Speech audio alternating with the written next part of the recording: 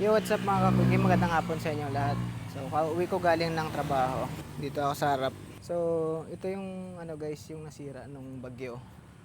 Tapos, ito yung connection ng fiber namin ng internet sa Converge. So, nung gabi pa lang na nagliparan yung mga bubong nito, ito chinek ko tong wire, tong fiber cable is may putol na twist. So, na-twist itong cable na to.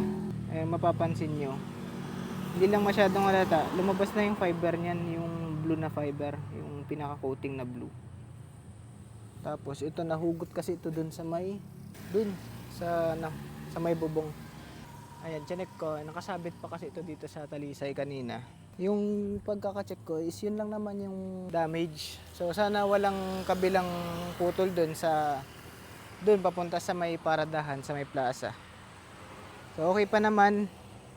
Ito lang talagang putol. So tumawag na sa akin yung magsi-service na i-reconnect na nila to sa gagamitan ng coupling. So parang fusion siguro yung mangyayari para ma-connect ulit sa internet. Wag lang may putol dun sa kabila. Ayan guys, so may mga follower tayo dito. Shoutout kay Abran. So ayan, may mga follower tayo dito. Sige. Ipapaano natin to guys. Ipapaayos natin. So na-expire yung load namin nung kailan lang naman. Buti at hindi pa nakapagpa-load ulit.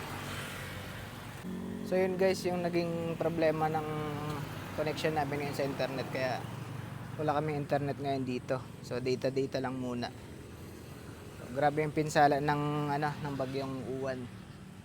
Dito sa madadaanan mo papunta ng pa-north is maraming natutumbang puno. Yun lang guys. In-update ko lang kayo na wala kami internet. Sheesh.